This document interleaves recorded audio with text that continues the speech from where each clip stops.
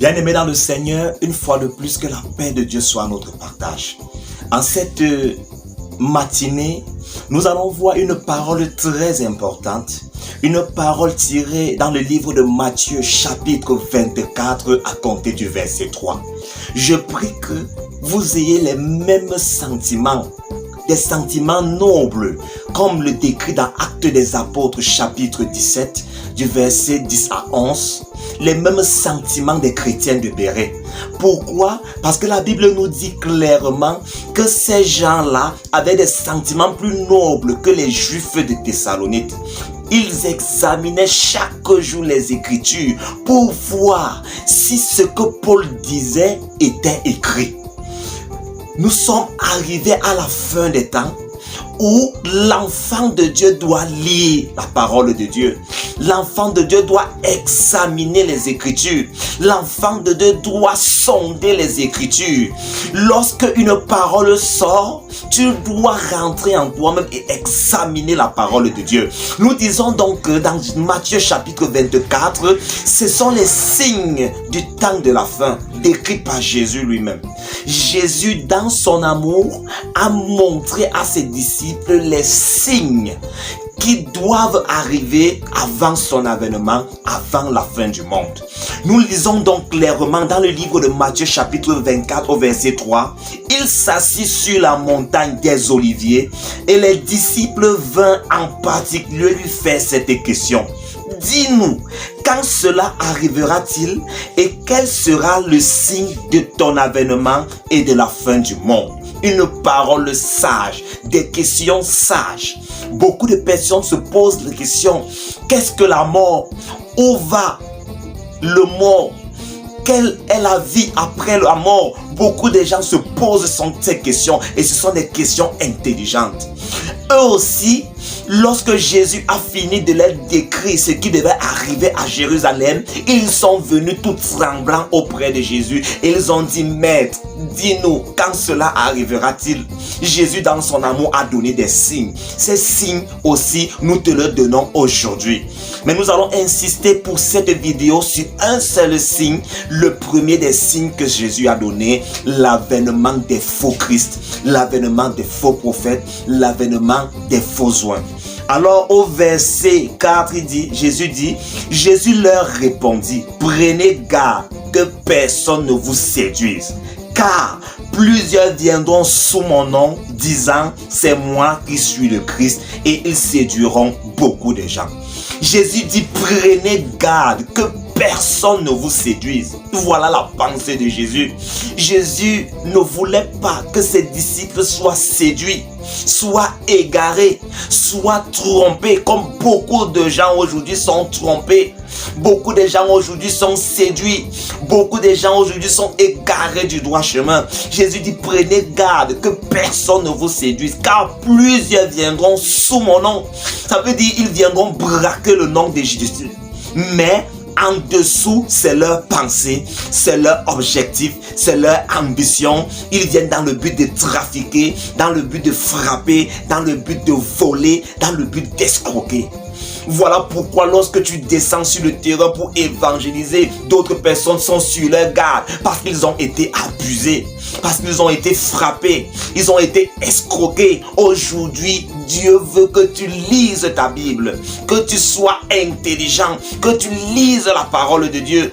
Il dit, plusieurs viendront sous mon nom, disant, c'est moi qui suis le Christ. Ils viendront dire qu'ils sont le Christ. Je veux appuyer ici. Ils ne viendront pas dire qu'ils sont Jésus-Christ comme beaucoup de gens pensent. Mais ils viendront dire qu'ils sont le Christ. Christ n'est pas le nom de Jésus. Christ vient du latin Christus, qui dérive lui-même du grec ancien Christos, qui signifie oint. C'est-à-dire quelqu'un qui a été consacré par une onction de Dieu, par une onction pour Dieu. C'est-à-dire quelqu'un qui a été mis à part et qui a été rempli d'une onction pour Dieu. Normalement, c'est Jésus loin. Jésus-Christ, c'est Jésus loin de Dieu. Plusieurs viendront dire que je suis oint, j'ai été oncionné, j'ai reçu l'onction, je suis quitté de sorcier pour devenir un évangéliste, un prophète. Je vous assure, Dieu dit prenez garde que personne ne vous séduise. Messie en hébreu signifie oint. C'est Yeshua qui signifie sauveur. Il faut que nous comprenions bien l'écriture. Alors, la Bible dit qu'ils viendront dans le but de trafiquer, dans le but d'escroquer, dans le but de frapper, dans le but de séduire. Ils viendront vous braquer les biens du monde, braquer la prospérité, braquer la vie, braquer toutes ces choses, les voyages, toutes ces choses. Mais ils ne prêcheront pas sur la repentance. Ils ne diront pas aux uns de changer leur mauvaise façon de vivre. Ils ne diront pas aux uns de changer leur mauvaise mentalité, de revenir à l'Éternel. Une religion qui ne prêche pas la vie éternelle, qui ne prêche pas le royaume de Dieu, qui ne prêche pas la séparation avec le péché, qui ne prêche pas aux hommes de se repentir. Cette religion ne vient jamais de Dieu, elle vient du malin. Satan ne voudra jamais que vous reveniez de tous vos cœurs à Dieu.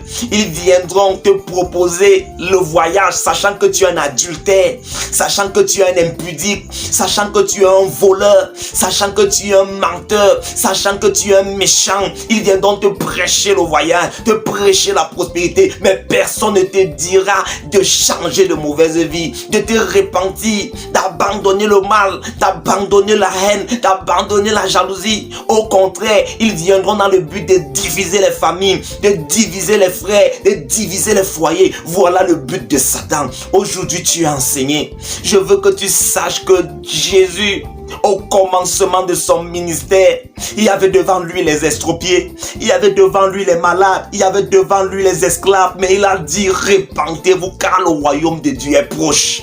Jésus savait que la meilleure des choses c'est la vie éternelle, la meilleure des choses c'est le royaume de Dieu. Voilà pourquoi il insistait là-dessus. Jean-Baptiste a fait pareillement. Jean-Baptiste voyait des gens venir de tous les quatre coins de la ville. Il disait repentez-vous car le royaume de Dieu est proche. Changez de mentalité, changez votre mauvaise façon de faire. Je veux te dire, toi qui es dans cette église, toi qui écoutes cette vidéo aujourd'hui, sache que à chaque fois que tu vas pécher volontairement, que tu vas agir mal devant l'Éternel, à chaque fois que tu vas haïr ton prochain, tu affliges Dieu dans ton cœur. Et comme il a fait au temps de Noé en détruisant ce monde méchant par les eaux du déluge, en détruisant Sodome et Gomorrhe par les actes mauvais, en promettant à Ninive de les détruire dans 40 jours à cause des mauvaises actions, alors la colère de l'Éternel plane aussi sur ta tête, à moins que tu te repentes. Voilà l'évangile. Jésus a dit et que la repentance et le baptême, la repentance et le pardon des péchés sera prêché. Voilà la pensée de Jésus. Il faut que tu saches cela aujourd'hui. Ces gens viendront dans le but de vous frapper, de vous escroquer. C'est l'un des premiers signes que Jésus a donné. Et c'est sur ça que nous arrêtons aujourd'hui. Il faut que toi là, que tu lises ta Bible, que tu examines les Écritures, que tu observes la parole de Dieu. Dieu n'a rien à voir avec la prospérité. Dieu bénit, Dieu rend prospère, Dieu fait même voyager. Mais que sert-il à un homme de gagner tout ce monde s'il perd son âme? Où est Lazare? Où est la femme à la perte de sang? Ces gens qu'on a ressuscités, où est Tabitha? On peut te ressusciter aujourd'hui, demain tu meurs. On peut te guérir aujourd'hui, demain tu tombes encore malade. On peut même te sauver, mais si tu n'as pas eu soin de sauver ton âme, tu es perdant. Je veux que tu comprennes cela aujourd'hui. Je veux que tu sois intelligent. Nous continuons donc dans le verset 11, il dit plusieurs faux prophètes s'élèveront et ils séduiront beaucoup de gens.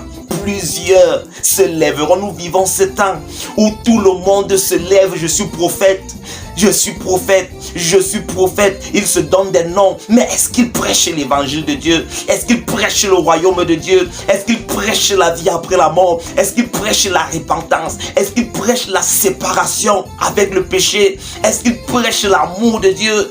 Est-ce qu'ils prêchent, est-ce qu'ils appuient leurs paroles sur la repentance, sur le royaume de Dieu, sur le baptême dans le Saint-Esprit? Est-ce qu'ils prêchent cela? c'était la prédication des hommes de Dieu. C'était la prédication des apôtres. Ils se rendaient compte, ils disaient aux uns et aux autres de changer leur mentalité. Voilà le but de l'évangile. Ramener les cœurs des enfants à Dieu.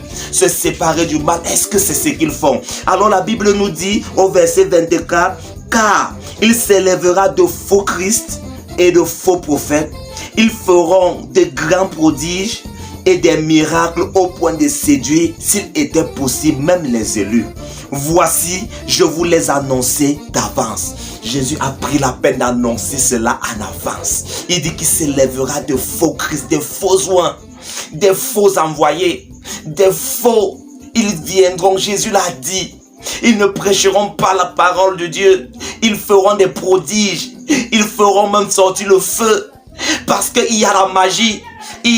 C'est pas parce que quelqu'un a lu dans ta vie, il t'a dit des choses qu'il est de Dieu. C'est pas parce que quelqu'un a fait sortir le feu de ses mains qu'il est de Dieu. C'est pas parce que quelqu'un a fait des miracles, des prodiges qu'il est de Dieu. Jésus l'a dit cela. Il y a des magiciens, il y a des sorciers, il y a des gens qui pratiquent et qui font ces choses en disant qu'ils sont de Dieu. Est-ce qu'ils prêchent la repentance?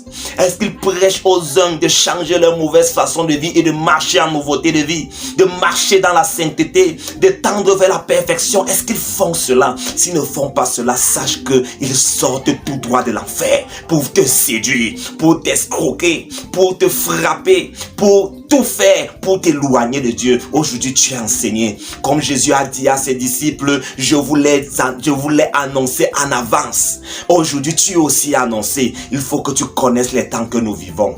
Aujourd'hui, l'un des premiers signes, c'était l'apparition des faux Christ, des faux prophètes. Et tu es enseigné aujourd'hui. Que le Seigneur te bénisse énormément. Si tu as des conseils, si tu as des questions, n'hésite pas à nous faire part de cela.